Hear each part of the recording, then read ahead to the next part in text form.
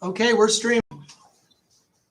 All right, good afternoon. This is the Monday, May 24th, 3 p.m. virtual meeting of the Lincoln County Board of Commissioners. I'm calling the meeting to order. We have a quorum of 2 commissioners. Commissioner Hall is excused. Next item on our agenda would be the adoption of the consent calendar. These are items of a routine nature or items that have come before the board previously. If staff or commissioner wish to highlight an item, you may do so now. Otherwise, I'll entertain a motion to adopt the consent calendar as presented. Christy or Casey, can you scroll up? I think there was one item we were waiting for. C1, did that come through? Yeah, I received the sheriff's office approval. Okay, great. Just wanted to check. With that information, I will make a motion to adopt the consent calendar as presented. I'll second it. All those in favor say aye. Aye. Aye. That motion carries. Next item on our agenda is a public hearing. This is a public hearing on ordinance number 516 in the matter of a Planning Department file number 01-ZC-PC-20 to consider the application of Kyle and Ashley Humphreys for a comprehensive plan map amendment and zone change. This is a public meeting. I'll call the public hearing, call a public hearing to order. And the first item would be presentation by staff. Then we would hear comments from the petitioners, and then the public hearing would be closed and the board would debate or discuss. Okay. I'm sorry, Mr. Chair. This is Jerry Herbich for the record. I'm Assistant County Counsel, and it was confusing as it did state public hearing. The public hearing, there has been a public hearing. It was before the Planning Commission. And what you're going to do today is to act on an ordinance. And what I would like to do is ask the board if I can read this by title only. Before you do that, I will close the public hearing that I opened inadvertently. Okay. So we get that detail tidied up, and by title is only fine with me. That's fine with me as well. Thank you both. Thank you, commissioners. This is an ordinance amending the Lincoln County Comprehensive Plan map to provide a designation of forest land and a zoning map designation of TC timber conservation on property located on Thornton Creek Road, approximately 0.3 miles from Crystal Creek Loop, and further identified on Lincoln County Assessor's Map number 10-09-31 as tax lot 00701 and declaring an emergency. If it's okay with the board, I'll give some background to this. The applicants, Kyle and Ashley Humphreys, earlier requested a change in the designation of their property up Crystal Creek Road from agricultural lands to forest lands, and a zoning change from AC, that's agricultural conservation, to TC, which is timber conservation.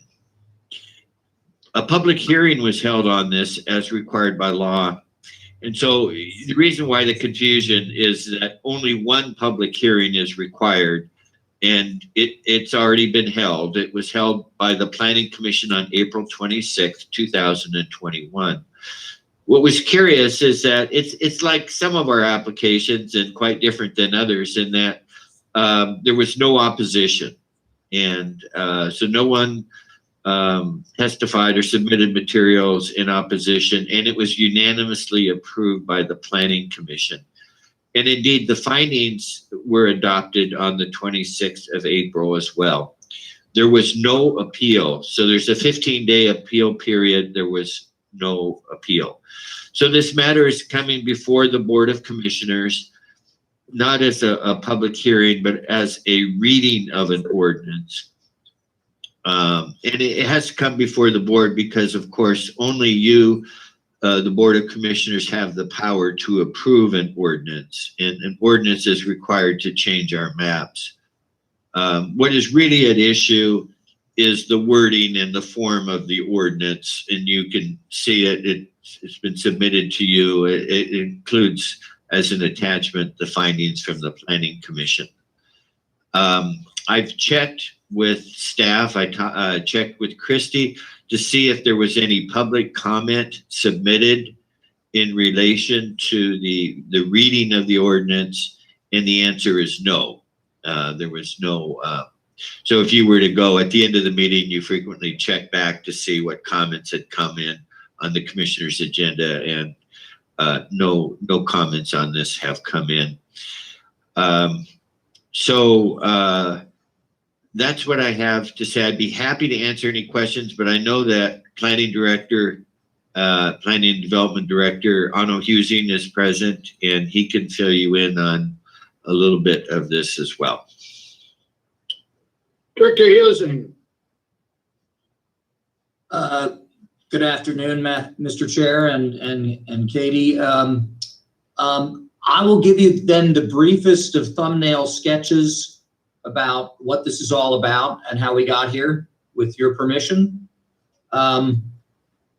Indeed, under the Lincoln County Code, there are times, they're not plentiful, when a zone change for our unincorporated areas is desired by the property owners, but also under Oregon land use can happen. So a lot of times people ask us all the time, can I take timberland and change it into residential land? And usually that's pretty much a hard no, because we're protecting our farm and our forest lands. Same thing with our ag lands.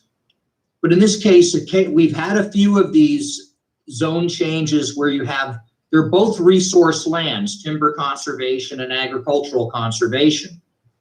But what the incentive for some people to try to switch the zoning from agriculture to timber is, if you do have timber zoning, then potentially if you have a certain pattern of development around you, you could potentially qualify to get a dwelling right on a property.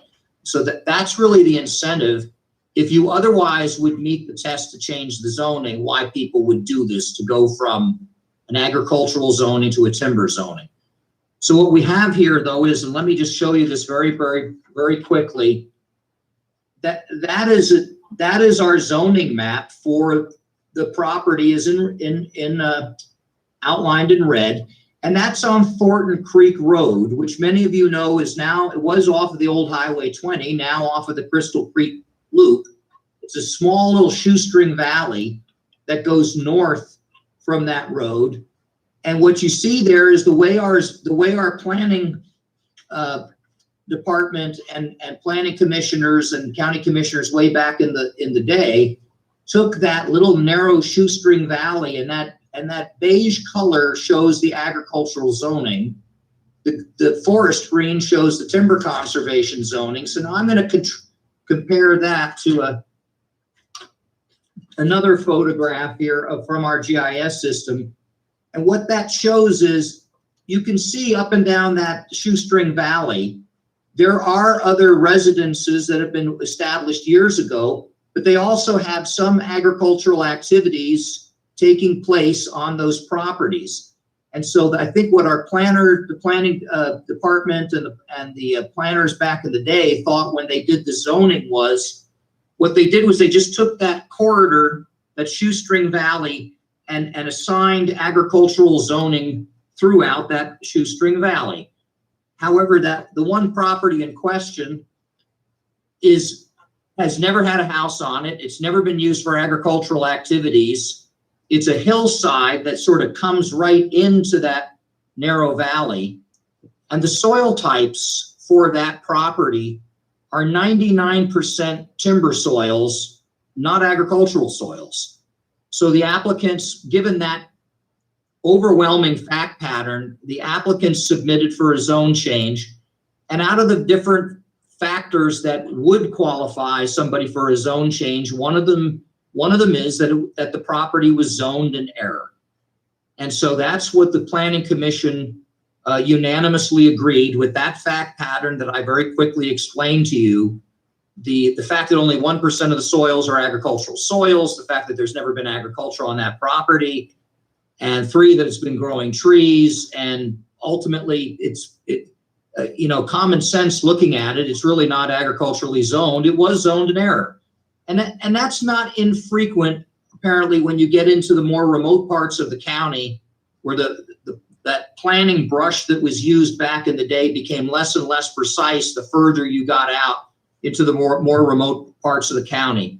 So in this case, I think this is a natural case where years later, you're being asked to correct what was in effect an error in the zoning.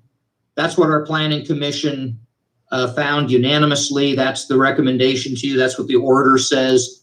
And again, nobody contested has had any heartburn with this, and that's where we find ourselves. So, Mr. Chair, I will stand down and take any questions from the board. Commissioner Jacobson, questions or comments? I don't have any questions. I actually consider this to be fairly straightforward. I would agree with that. It was unanimous by the Planning Commission. There's been no opposition, and there's been no appeal. So I agree. With that, I'll take guidance from Council Burbidge. Do we need a motion to approve the ordinance, or do we have a time period here?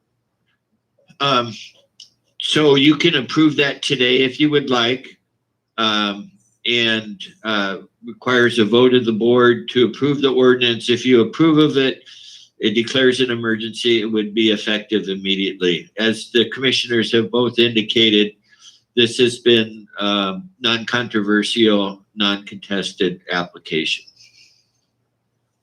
So I'll refer to Council Belmont, Commissioner Jacobson. Go ahead. I had a question, but I was going to ask Wayne as well, so go ahead. Well, I guess my question is, what's been our practice? Do we normally hold this for a week to allow public comment? Although there hasn't been and wouldn't appear to be any.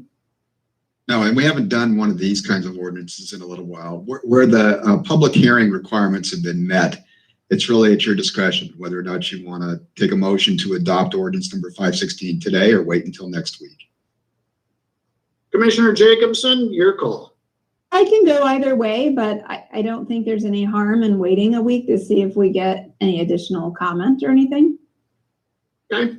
Would it come back as a consent item or do we need a specific? No, we'll bring it back because it's an ordinance, we'll bring it back as a decision and action item. Okay. Sounds good. Thank you, Director Husing. Good work. And All thank right. you, commissioners. Yeah, well, I tried to be so efficient and tell my knowledge of public hearings and kind of missed the boat on that one. So anyhow, we'll move on.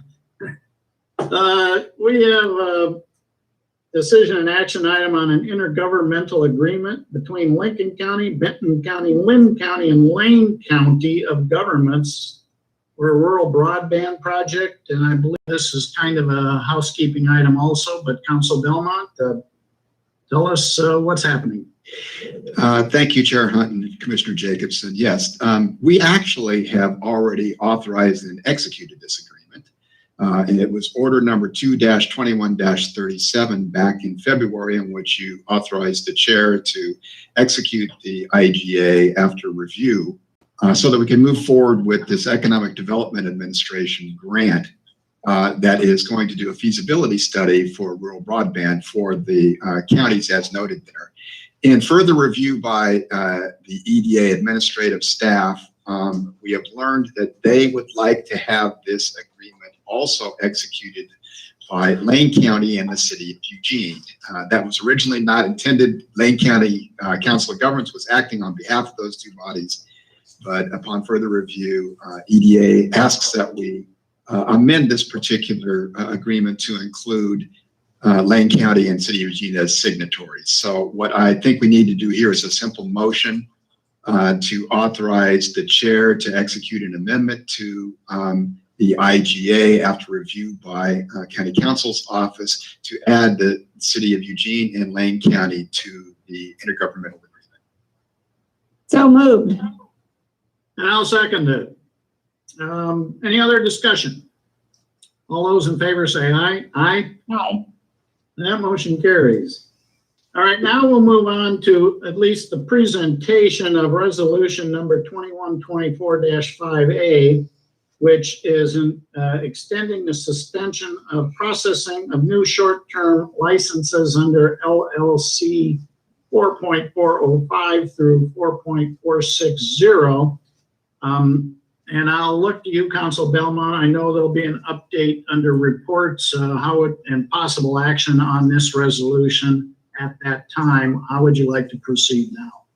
Commissioners, I'm going to suggest that what we do is go through the reports and we'll get the update. And when it comes to the update on the STR amendments, after you've heard the update information, we'll come back to this particular item. And it's in your agenda packet, so you'll be able to view what it is we're trying to accomplish with this resolution. Commissioner Jacobson, any questions, or are you agreeable? I'm agreeable to the process. Okay, thank you.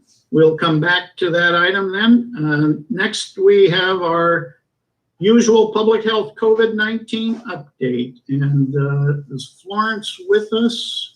There's Florence.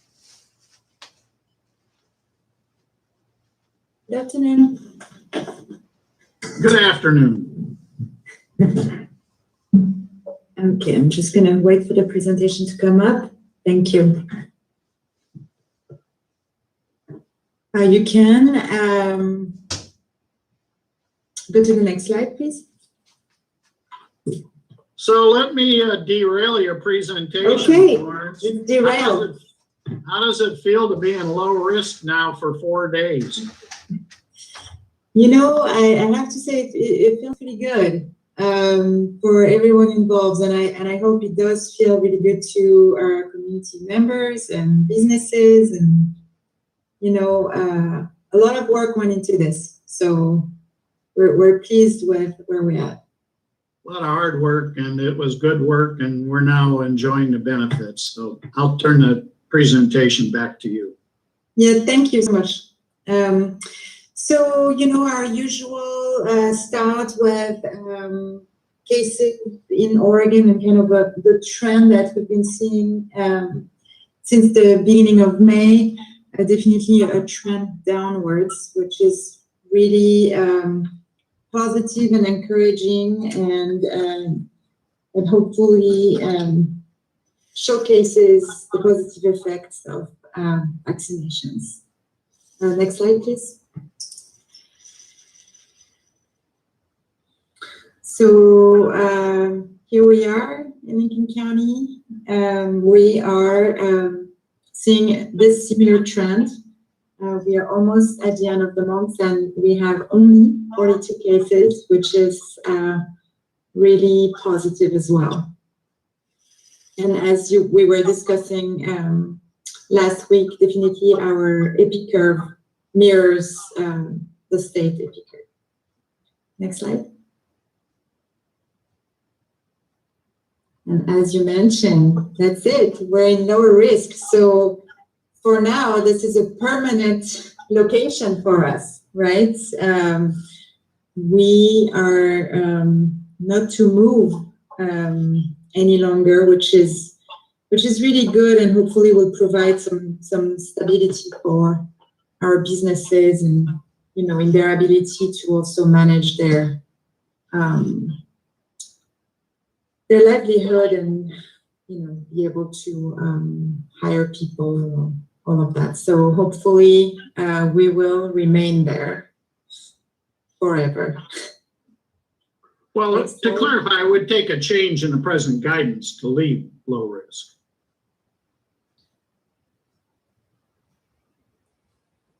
It would take a change in the present guidance, absolutely, yes, yes.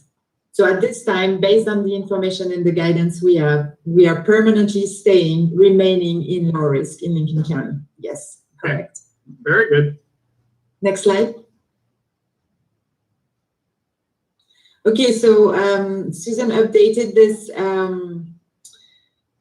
table. As you can see, the number of variants is definitely growing and developing. We have a new variant that is coming up, Nigeria and the United Kingdom. We have 4 different variants out of India, with subvariant of this initial variant of concern. In our region, which is region 2, definitely the 2 variants that are the most important that we're seeing. So the UK variant still definitely prominent. The Japan and Brazil variant, as well as the California variant. Next slide, please. So Florence, would it be fair to say that as we look at a, frankly, proliferation of variants, is that really similar to what happens every year with a flu season? You know, the medical field looks at how to prepare a vaccine to address the anticipated flu. Yeah, I think that would be fair to say. The one thing we are learning is also that the more people we have vaccinated against the original variants and those subsequent variants that seem for some of them to not necessarily take hold on people who are vaccinated, or not to the same extent, the less we will allow that virus to keep on adjusting itself. So the more people we have vaccinated, the less likely we're going to have more variants coming up. But I'm assuming, for example, for the variant that is still being studied from out of India, what we are learning is that this variant is pretty resistant to the current vaccine that we have available. And I'm going to assume that, yes, there's probably a lot of work being done right now to adjust the vaccines to make sure that it's going to be able to have some impact on those new variants. Yes. Thank you. And as you know, every year, the flu vaccine is the vaccine providers are, it's not provider that I'm looking for. Sorry, that happens sometimes. The second language. Well, the manufacturers or the Thank you. CDC? Yes, thank you very much. Yeah. Vaccine manufacturers are evolving their formulas to try to predict, okay, so maybe we're going to see more of these variants, and try to make the vaccine more effective. So yes, I think that's a very good point. So we also updated our vaccination trends, and I think it's a good opportunity for us to, possibly like make a call to community members. So, as you remember, Lincoln County was first in vaccination trend for a very long time. And as you can see now on this graph, so this graph is looking at the various rates of vaccination per age group. Okay, so different age group per color. And the little dotted lines are pretty much the statewide vaccination rates for those same age group. And so on the 12 to 15-year-old, we are a little bit above the state vaccination rate, which is good. And we've done a lot of work, in the school. Today we had the last school event at Newport Middle School, and I think we had about 120 kiddos coming in to get vaccinated, which is really good. And I think overall we vaccinated probably between 270 and 300 kiddos between last week and this week. But then if we go, and so same for the 16 to 19-year-old, we're still doing pretty good. You know, we're above the state vaccination rate. And then we're starting to lose traction. The 20 to 29, 30 to 39, 40 to 49, we're under the statewide rate. So there is some more work for us to do here. To reach out to these folks and encourage them to come get their vaccines. And then we're good, 50 to 59, 60 to 64, you know, all the way to 75 to 79. And even though our rates were really good, I think there might be an issue on the 80 plus because, and maybe this is due to the change of population data that the state did, but we were way higher than 68%. But anyhow, so that's showing us that even though we're still doing pretty good and we're well aligned, you know, like with the trends, I think we have an opportunity as a community to really have those conversations with the people we know who haven't been vaccinated yet, really encouraging them to get the vaccine and letting them know also of the switch we are making to ensure that the vaccine comes to people rather than having people come to the vaccine. So next slide, please. All right, so this week it's going to be, we still have plenty of vaccination clinics going. As you can see today, we have a little mobile clinic going at Depot Bay. You know, this was a request that we had from, I believe, the mayor and other community members. So we went ahead and delivered on this one. We have our last clinic at the fairgrounds is scheduled for this Thursday. And then there are also some clinics at Samaritan, at the Community Health Education Building, as well as in Lincoln City at the Coastal Clinic, in Taft as well on Saturday. And then we're having a Johnson & Johnson open clinic. So it's not really only limited to folks who are being served by Chance Recovery and various other partners. We're having that clinic on Friday, the 28th at from 9:30 to 2:30 p.m. So this is a one-dose vaccine that we're offering that day. We also have some second doses clinic on special events, one of them being an event held by Olala Center on Thursday at the church. You can go to the next slide, please. Thank you. So as I mentioned a little bit earlier, this week is going to be the last week we are providing vaccination clinic at the fairgrounds. This was a wonderful endeavor, and it's coming to an end. We just learned also at our multi-agency coordination group this morning that Samaritan is going to close their COVID clinics on June 12th, and there are some plans in the work to have the COVID vaccine be available in primary care offices as well as in the urgent care clinics for walk-ins. The clinic at Taft that has been held by North Lincoln Fire for the past 4 or 5 months is going to also end likely on June 12th.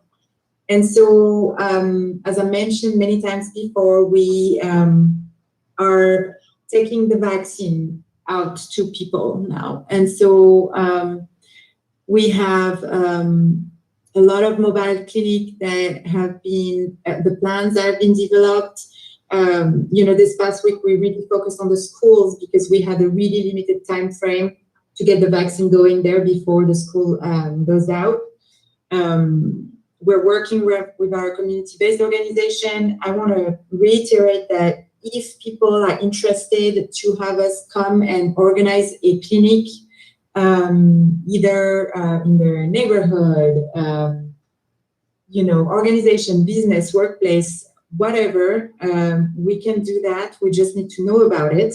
And so on the slides, there is a clickable link under Request a Clinic that people can just click on, and then it's a very quick survey for people to fill, and we would be in contact with whoever fills that survey and make a clinic happen for folks. As you know, most pharmacies have the vaccine available as well. And vaccines.gov is usually pretty up to date when it comes to what vaccine is carried, by what pharmacy, if you can walk in, etc., etc. So yeah, there's quite a bit of change now going on in how the vaccine is going to be administered in our community. Next slide, please.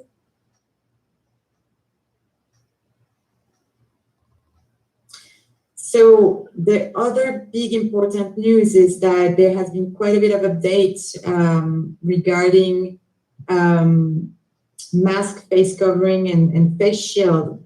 As you know, fully vaccinated individuals are able to not wear a mask anymore in most settings, which is very encouraging and also a good incentive, for people hopefully to get vaccinated. Those links are clickable, so if people want to learn further about those guidelines, they can click it on, and that will take them to the latest document. Next slide, please.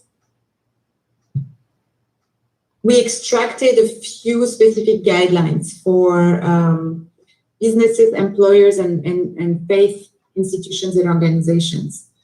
So the most important point is that those organizations, businesses, and employers have to continue to apply and enforce the mask, face covering, and face shield guidance and physical distancing requirements, unless they have a policy for checking for proof of vaccination status of individuals, that they are requesting a proof of vaccination status, and that they're reviewing that proof of vaccination status prior to entry or admission within the facility.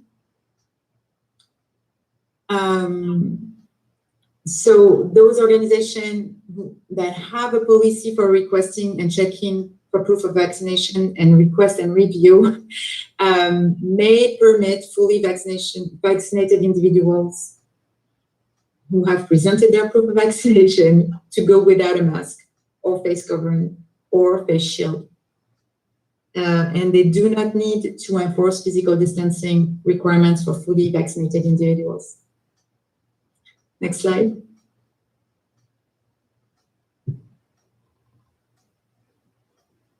And also, an interesting piece is that if as a business or employer or a faith institution, you are not ready to ask people to remove their mask while they are in your vicinity or facility, you are absolutely allowed to do so. And you can continue to apply and enforce the mask, face covering, and face shield guidance and physical distancing requirements. So, and of course, so it's your choice to do so.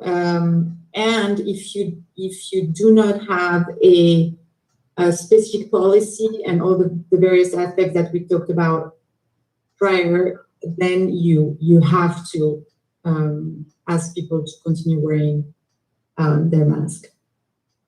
And then there are other, recommendations, not necessarily requirements. Recommendation to post signs about mask, face covering, and face shield requirements, and also make sure that those signs are in, various languages that may be spoken by your customers. Next slide. Any questions? Commissioner Jacobson. Yeah, I do have a question. I know that the state is doing a lottery for people to get vaccinated, both an overall lottery, I believe, and then a smaller lottery within each county. So that was announced, I think, late last week by the governor. But additionally, I know that we are or will be getting some money from the state to come up with our own kind of localized incentives to get people vaccinated. And looking at the graph you showed, it's kind of obvious to me that our target group for those incentives are 20 to 29, 30 to 39, and 40 to 49. And so I'm just curious what public health is maybe thinking in terms of using that money and what kinds of incentives you're thinking about. So I don't know that we started really thinking about this because we, I think, need to have a conversation as to what's available for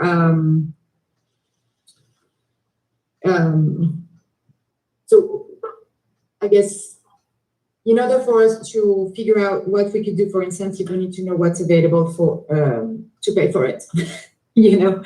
And so I think we will have to start with a conversation as to when this grant funding is coming in, and but I can tell you that a lot of people have a lot of ideas, so that would be definitely an easy thing for us to start thinking about. Okay, thanks.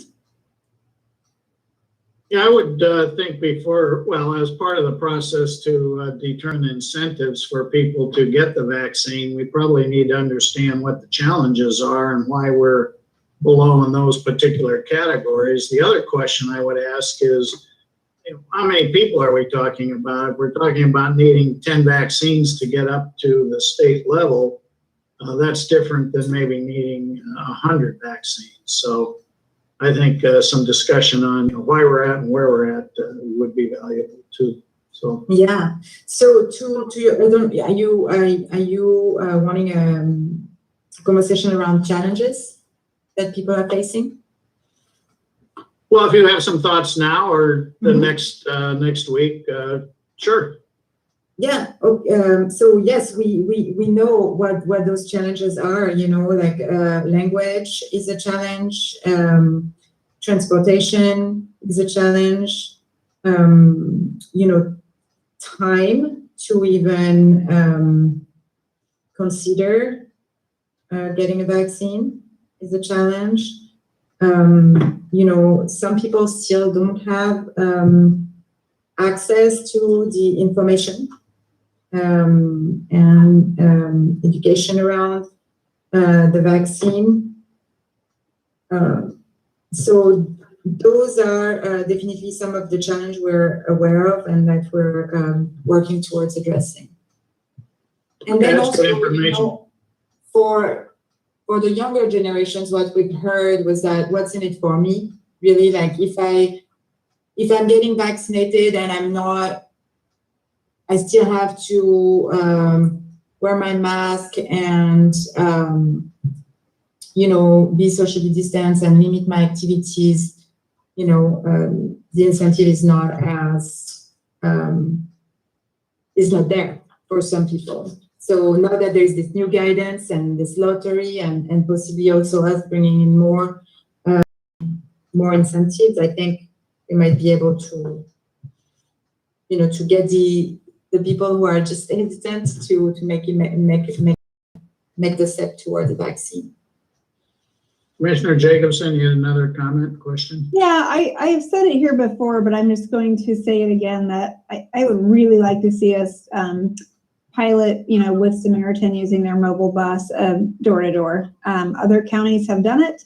You know, they target a lot of neighborhoods that have a lot of these barriers. And so it takes transportation off the table because it shows up at your door. And it takes time off the table because they're at your door. You don't have to think about it. And then language can be taken off as well if you have the right, you know, partnership with translation services and stuff as you do that. So I know other counties have tried it using OHP as partners to help staff that. And it has been pretty successful. in certain areas and populations. So I would like to see us start moving towards that. Yeah, so we have been using the mobile bus at Samaritan on quite a few clinics. We have rented a van that is dedicated fully to mobile clinics. We're shifting some staffing to become outreach workers and really go in the communities to make that happen. So hopefully that will answer that needs. I would be very interested in knowing what are the other counties that have been doing this, so that I can reach out to their administrator and get a few specific details as to how they went about the logistics. I will double check for you, Florence, but I think Jackson, Joseph, and Union, but let me double check on that. Thank you. The other thing probably goes without saying is obviously the Johnson vaccine, which is a one-shot deal, has some attractions too when you're in the remote areas or going door to door. So, Absolutely. anything else, Commissioner Jacobson? No, that's it. Thanks, Florence. So Florence, I'll offer an incentive for people that say, well, what's in it for me? Talk to my son-in-law. He's, I think he's about 43, 44. He got the COVID. He was sick. He was in bed for over a week. He lost 10 pounds. He was miserable for over a week. So it's not a fun thing if you get a bad case. And, you know, the good news is he didn't pass away or die, but he was sick for over a week and miserable. So, you know, something to think about if you want to risk it. All right. Anything else on COVID? No, that would be it for me. All right. We'll look forward to some more information next week about what we're doing to address those areas where we're below the state average and how we're getting out and banging on doors, literally. So Excellent. Thank you so very much. thank you. Kitty, there you go. All right, next item on our agenda is the Echo Mountain Fire update. Casey Miller, you're on. I see your cat moving in on you there, Chair Hunt. Yeah, she likes to get a little camera time when she's feeling ignored. Well, I think today there's a couple highlights I wanted to discuss and then, you know, let others chime in. But last week I mentioned we have our internal recovery team. We meet twice monthly.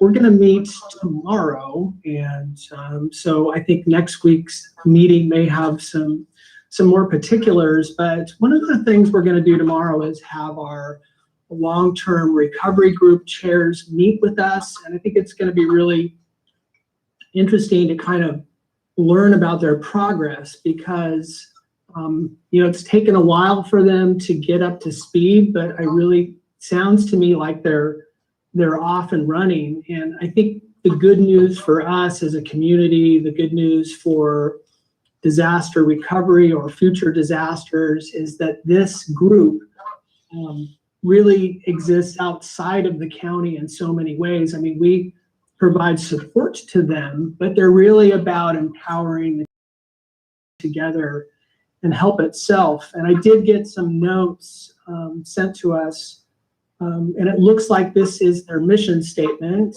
And it says, every group coordinates resources and services to support the resilience of local residents impacted by disaster. So I think, you know, right now you'll hear us saying sometimes that, well, what we know now that we've been through Echo Mountain, for example, and I think we can feel more assured into the future with this long-term recovery group in place that we'll be able to act faster, you know, act more comprehensively for future disasters, but also they'll continue to support the recovery of Echo Mountain. So we'll be meeting with them tomorrow. curious, kind of excited to see how things are going for them. And Commissioner Jacobson may have mentioned this, but they picked the meeting date that's like the exact same time as the commissioners meeting. I know Katie and I have wanted to see more about the progress they're making, but it lands right in the middle of this meeting. So anyways, more to come on that. And Otto might want to expand on this, Otto Husing, Planning Director, but Lily Glasgow did send me some updates. Now, these are the numbers from April from planning, but it looks like in residential manufactured building permits, in April, 13 permits open, fees waived, $11,999. There have also been 4 open permits in residential 1 and 2 family dwellings, 10 electric residential permits, 3 residential structure. And then when we look at septic, 20 open permits for on-site authorization and then 2 for on-site permits. Maybe Anno can clarify, the exactitudes there, but it looks like fees waived in just the septic itself have been close to $18,000. So, just some notes. I'm sure we'll get May eventually and see the progress we've had in planning and the fees waived, helping everyone pull it together and get where they need to be. So those are just 2 things I wanted to highlight. And I think I would pass it on to either Wayne for anything on the legal end, to Katie, and also to Roy. So I'll pass the baton. Can I just one, since you brought up the planning stuff and Yeah.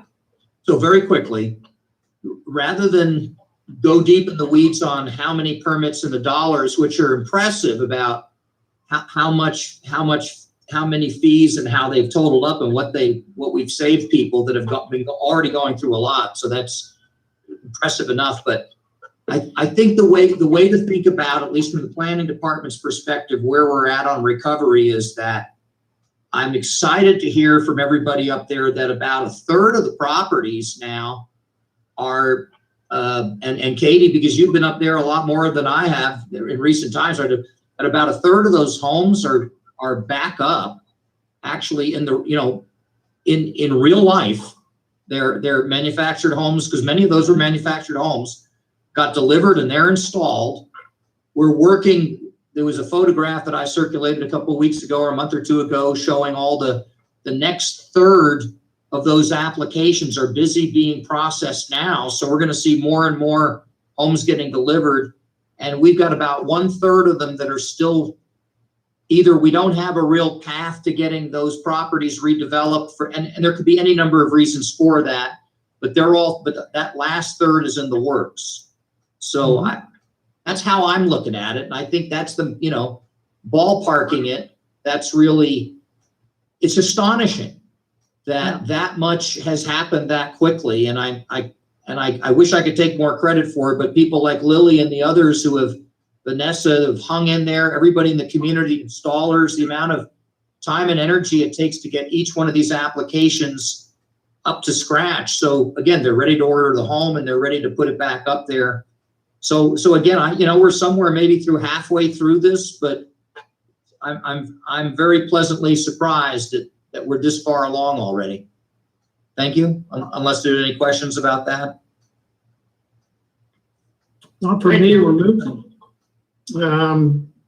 Commissioner Jacobson, you have something to add, and also Director Kenyon or Council Belmont.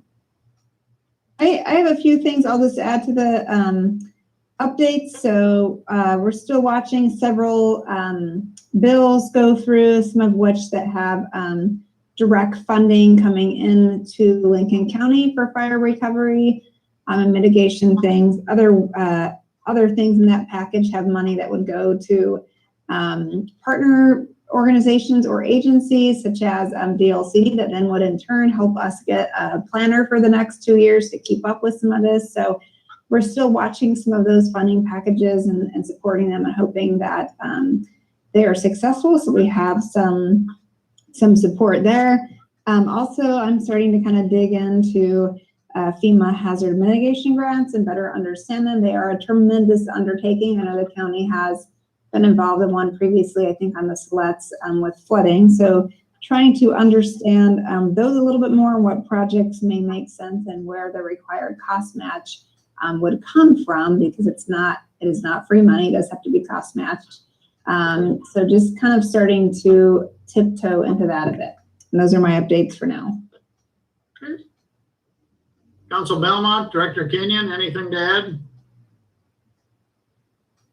This is Wayne, Belmont County Council. Just one thing, we have had discussions with our partners at ODOT and from the federal government about the debris removal program. And we talked a little bit about some of the properties that had not signed the rights of entry and concerns with some of the hazard trees that still may remain on the properties that haven't yet been taken down. We're working on trying to get the state to help us conduct an assessment of where those trees are, looking at what kinds of incentives or leverage we can use to get that done, to get people to come on board. There's still, looks like there still might be an opportunity to get some of those hazard trees removed, because long-term, we know that's going to be an issue. In fact, one of the state OEM, Oregon Emergency Management representatives, talked to us about one of the other jurisdictions that's doing some of the same work here, and how they originally were concerned that they were taking too many trees in some of the areas, but when they actually came back, they were taking too few. And after now what's been a more lengthy period of time, some of the trees that they had not removed are apparently appearing to be dying, and they're having to take them out. So continued work still in that particular area, and we hope we can do some things to help with the recovery of the area in the future. Thank you. Director Kenyon, anything more? Commissioner Hunt, I have nothing else to add. They pretty much covered it all. All right. I might add anecdotally that I remember right after the fire, there were reports that areas in California after like 4 years, only 10 or 20% of the houses had been rebuilt. So at least anecdotally, it seems like we're doing a very good job in getting those homes rebuilt, or helping people to rebuild their homes in the fire area. So good work. Anything else, Casey or Commissioner Jacobson? I just would add that I was on the statewide recovery call today. That's a bi-weekly call, but this tempo of recovery, it's similar elsewhere. It's like we're making progress, but it is a long process. It sounds very similar listening to other jurisdictions. So I think Stan mentioned one thing, which is, challenging everyone to ask themselves, what can I do to help somebody move closer to recovery today? And I think that is the sentiment, but yet it's a long process. So, we're working on it, and we're going to keep working on it. So I think that's all I have. Thank you. Well, I think that's one of the values too of having these weekly reports. It does keep the challenges in the forefront, and helps people think about ways that we can all work together. So added value of these weekly reports. Commissioner Hunt, one other thing, Onno Husing, Planning Department.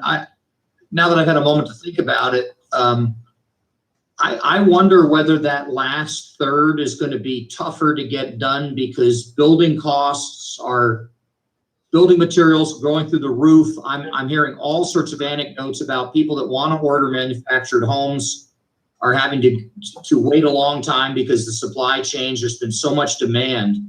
So we could, notwithstanding everything we do, and I know you feel the same way. We don't want to be part of the problem, right? At least our part of this whole thing called recovery. Let's make sure we're not our part of that beast. That we're doing the best job we can. But anecdotally and otherwise, I think we're going to have. It seems virtually impossible that that last half to the last third could happen as rapidly as we've had it for reasons well beyond our control. But people just need to understand that. And again, if you're anyone out there within the sound of my voice that's thinking about building or doing anything, plan far ahead, because that's what's being able to get the proper help on the ground, contractors, materials, you name it. We're now, because also we're caught up in that real estate boom. So thank you. Okay, thank you. Any last comments on the fire? All right, thank you all. Good information. And next, we'll move on to the update on the STR amendments. Council Belmont. Thank you, Chair Hunt and Commissioner Jacobson. I wanted to talk today a little bit about the work that we're doing on really, I think, what is probably the most difficult area for us to address, to make sure that we're incorporating your concerns and desires into the amendments to the code. And that is that the 7 geographic sub areas that we've identified to discuss around the possibility of caps on the number of licenses that were issued. I've gone back and been working with staff, including those in the Sheriff's Office, the Licensing Authority, and then our geographic information units that are in those particular areas. I've provided to you today, and I will be making this available to the public. I wanted you to see it first, a draft of a map and a process that we did to give us an indicator of what the concentrations of units currently looks like. I want to give a caveat right up front. This is not, we do not have the data and information in our GIS system right now to look at specifically only residential units. So what we came up with as a methodology that is consistent across the regions was to look at within each of these regions that has a site as a property that's been developed and a property that has use there. It is potentially there are some of these properties have uses other than use on them, but this is the best that we could come up with right now to give us an indicator of what the concentration looks like. So Casey Miller, can you pull up the map and I'll just show folks what it looks like.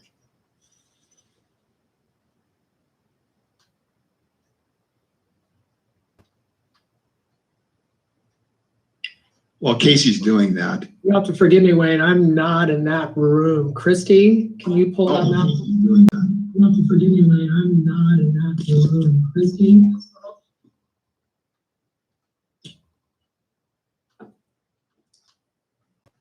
How about if you make me a presenter? I can pull it up unless you've got it handy there. I'm sorry, Casey, I thought you were still back in the room. Sorry about that. Let's see. I can jump into the next room and she can make me a presenter if we need to do that. I'm trying to make Wayne a presenter right now. Otherwise, let me go on my email real quick. We'll get there. Well, let me explain again what it is. It's what we have is data from taken from May 10th of 2021 on the total number of SDRs as provided by the Licensing Authority to GIS. We used the 7 sub-regions that we had identified to take a look at and looked at the number of STRs as a percentage of the number of properties with situs or physical addresses. There it is. Thank you. And I know this is going to be difficult to see right now. This particular map will be placed in our STR material so folks can take a look at this, comment back to us. But it does give us an indication of what the concentration of STRs are in the various subregions we have here. And as expected, the 2 subregions, I think it's region 6 and region 7, which are the ones that are east of Highway 101 and pretty larger areas in there. You don't see a high concentration of STRs. In region 6, it's 0.9% of the physical situs addresses. There's 43 STRs and a total of 4,671 situs addresses. Not very much concentration there. That's the area north of Highway 20, but 101. Same thing with region 7, which is south of Highway 20, but east of Highway 101. You only see 0.8%. that have STRs. So in your discussions, you had talked about the possibility of allowing more STRs in those particular areas. And this gives us some indication of what the concentration is now and what we can do. Heading north to south, though, it was I thought the information was very interesting. So Region 1, which really consists of the northern boundary of the county, properties west of Highway 101 and down We've to got a the, lot of feedback. Could somebody turn the microphone off, please? Thank you. yeah, that's okay. So the Region 1, which would be, again, the North County, from the northern portion of the county to the Depot Bay Bridge, south of the Depot Bay Bridge and west of Highway 101. There's a significant number of SDRs, 157, but in terms of the situs addresses in that area, it's about 7.1% of the situs addresses. And again, these are relative measures just to show the concentration in the different areas. Region 2, which extends from Depot Bay Bridge south to the Aquina Bay Bridge, has about 5.6% of the situs addresses have an STR. And so that's, again, looking at the numbers, you can look for yourself at what the concentration is there. It seems to get higher as we go further south. So from Newport south to the Beaver Creek Bridge, and again, we're talking about only areas that are unincorporated. We're not talking about any incorporated areas. We have a fewer situs addresses, but a higher concentration of STRs. There it's about 14.1% of the tax lots. And then as you go further south from there, from the Beaver Creek Bridge down to Waldport, it decreases a little bit to 10.6%. Finally, the final region, which is Waldport south to the county line, actually has the highest concentration. And it's because there are fewer tax lots there in total that are being measured, and a higher percentage of those are STRs. And there you have 23.3%. And again, you can see the numbers. So I wanted to present this to you to give you some idea of what those the concentration levels are, so that you can think about that in terms of as we come back to you with recommendations for what we might do for the caps in the sub areas, how we might address this. So I'd be happy at this point to take any questions, and then I'm going to come back and talk a little bit about the resolution we've got to consider today. Commissioner Jacobson, questions, comments? Yeah, thank you. I'm just kind of staring at the map here. So I guess one Absolutely. question. I was going to say, I've been doing the same thing. Go ahead. Yeah. So still kind of trying to understand this a little bit. And so I guess one question I have, Region 6, STR count 43. So that includes Depot Bay and out to Siletz. Am I looking at that right? Am I not getting that? The Region 6 is everything that's east of Highway 101 Okay. All right. and north of Highway 20 to the county line. Okay, and so we have 43 in that Right. area, east of that, and that's Right. 0.9%. Okay, thank you, because I was gonna say if that includes Depot Bay, that is not correct. No. And remember, we're talking about just the unincorporated areas. Yes. Yeah. And I was gonna make that my second comment was I wanted to make that same point about the Region South, which you said goes from, south of Waldport down, that does not include the STRs inside the city of Yachats. Oh, Because they that's have their not. own STR licensing program. Yeah.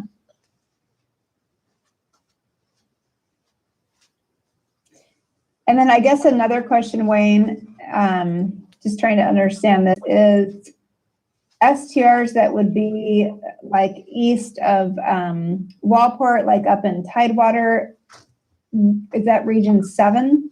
That's Region 7. Region 7. Okay, great. Thank you. That's all of my questions for now. I'm not sure I have any questions. I'm trying to look at the numbers and generally I feel that the concentration of STRs west of Highway 101 is probably higher than I would like or than would be ideal. Clearly the areas two areas east of Highway 101, it's certainly not a concern. But I don't know, I haven't decided whether a uniform cap based on percentages, I think percentage is again the way to go. Whether a uniform cap for all of the other 5 areas, or if you vary it depending on area.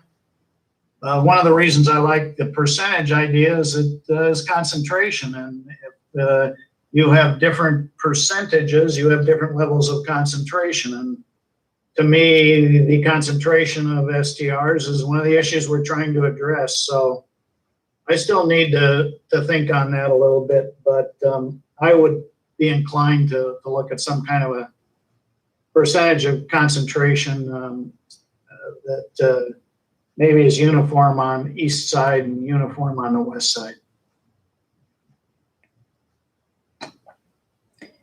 I would just add that I think initially I was more a fan of a number, not a percent.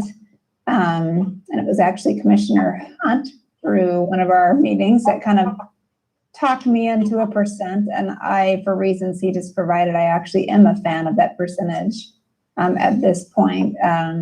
But it is, these maps are interesting because it clearly does point out in data where some of those problem areas are, which we already kind of knew from a lot of the public comment turning out, but you can certainly see where there's a lot higher concentrations, and those are a lot of the areas, not all, but a lot of the areas that we have a lot of consistent feedback on. The other thought I had is, concentration percentages allow the number of short-term rentals to vary as the different areas are developed. So rather than have to come back and say, gee, we've now got 10 new homes in this area, but the concentration of STRs is lower. If you have a percentage, that number of STRs can vary based on the number of housing units. So I think that's an advantage.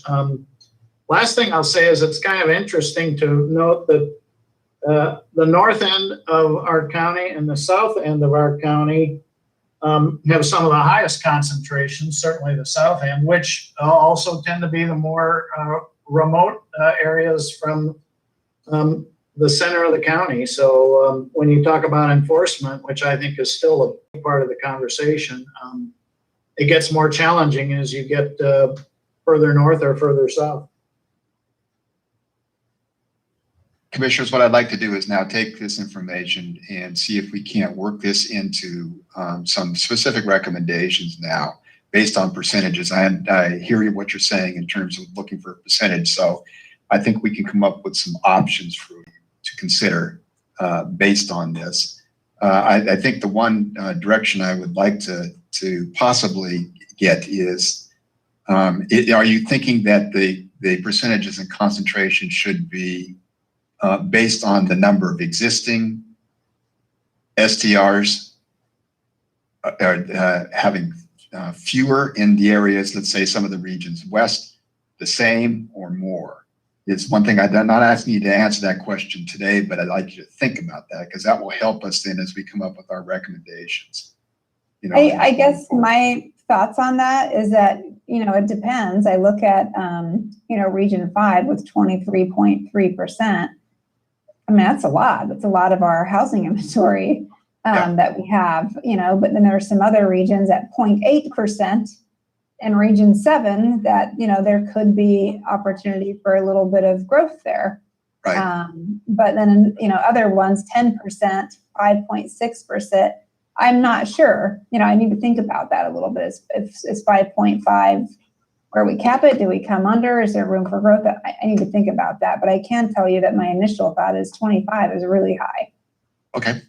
I wouldn't want more than that there. And I don't think I want the other places to go that high. What the exact number should be there, I need to think about. Okay. That's great. And that's what this was intended to do, was to spark that conversation and discussion. Okay. I would say general, excuse me, go ahead. No, go ahead. I'm sorry. Commissioner Jacobson, did I interrupt you? I'm sorry. Or were you through? I'm done. Virtual meetings and the challenges. Initially my thoughts are the concentrations of the STRs west of the highway seems to be high. And maybe when you're getting down around the 5.6 number, you're getting close. Maybe 7.1, but I don't know. To me, you get to 10% or higher, that just seems to me to be awfully high concentration of STRs in those areas. So I guess what I'm saying is I sense there would be a percentage cap that would probably reduce STRs west of the highway, but allow for growth east of the highway. If that helps. It does. Thank you. If there's no more questions, let me move on to the resolution up above. Take that up and talk about that. So as you're aware, we had adopted a resolution that suspended the processing of new short-term licenses under the county code provisions, and it extended that several times as we were moving forward with making the amendments and recommendations for amendments to the code. And this particular process, especially the sub-region process, is quite different than either having no cap or a simple number cap. It's more complicated. It's taking more time for us to work on and develop. And unfortunately, we're coming up to that time when the resolution as extended would expire. We do not have actually another meeting before it would expire under the terms of the resolution. But you reserve the right, as you always do, to either extend, modify, or change, that particular date at your discretion. And as you go forward, you have the ability to, again, to extend, to modify, or even remove the suspension, that thing, once we've adopted the new amendments. And so what I am recommending you do is to extend it one more time to get us out there with enough time to give you the amendments that will deal with this particular issue. It sounds like from what you're indicating here, there will be some regions of the county that will possibly be able to have more STR licenses issued, and some regions in which there will be a cap that probably will not allow at least immediate issuance of additional licenses, but that's to be determined. And I think in order to make that determination, we really need to extend this particular suspension of short-term licenses out again one more time. So that's what's in front of you. That's the resolution that would accomplish that. And again, it's subject to being revised, amended, changed, or revoked at some time once we finalize the work on this particular project. So maybe I missed it. Did you state the date to which this extension would allow? No, I'm sorry. I would recommend we extend it out to November 30th of 2021. Commissioner Jacobson, questions, comments? I just really want to be done with this process. This short-term, not short-term, this temporary moratorium we did on licenses, a year ago now. Granted, we didn't realize we were going to be in a pandemic. We didn't realize we were going to have a wildfire, and a lot of this process got slowed down by those things. But I really hope that we can pick a date here that we don't need to extend again. And so, it sort of kills me to extend back out to November 30th, but I am hoping that by then we can have our new STR program kind of up and running with, if we do put in caps, sounds like we might be going that direction, that we can have that done by that date and implemented.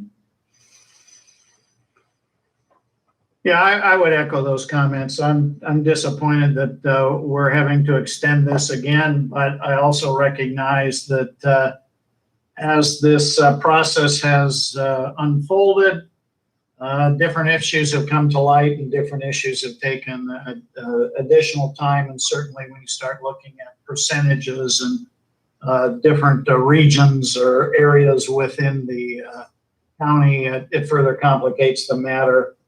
I also believe that if we're going to do it, let's do it right. And maybe it's taking longer than we'd like, but I think that in the long run, we'll have a better ordinance that addresses this concern. So that would be my thoughts.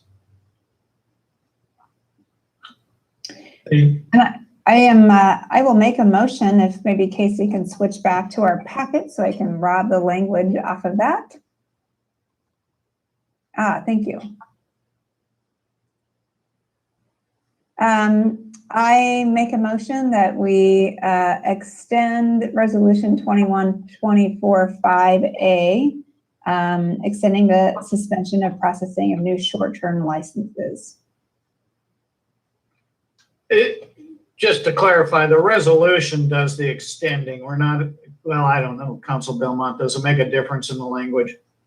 No, what you're doing is adopting Resolution 21-24-5A, which does extend the suspension of processing of short-term licenses. And I will second Commissioner Jacobson's motion. Any other discussion?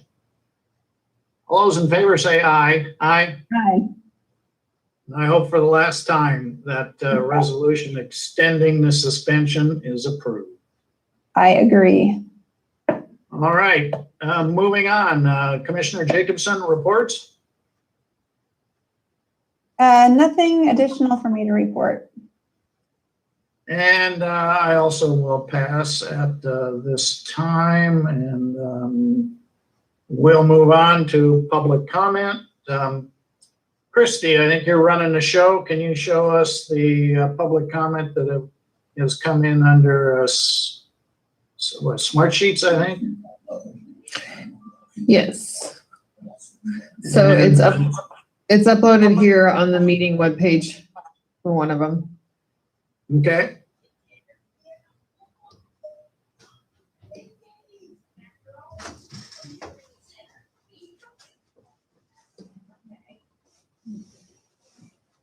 Bingo, there we go.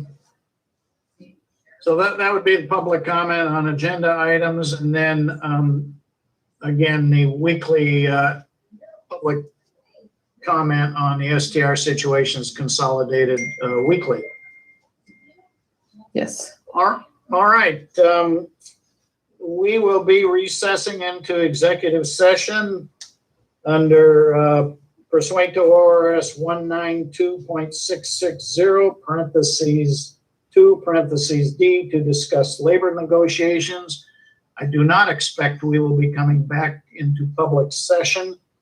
So at this time, the next meeting of the Lincoln County Board of Commissioners will be held on Tuesday, June 1st. Monday, May 31st is a federal holiday, and most of the county offices will be closed. And so the next meeting of the Board of Commissioners will be at 3 p.m. Tuesday, June 1st, and will be held virtually. Until that time, we are recessed into executive session. This conference is no longer being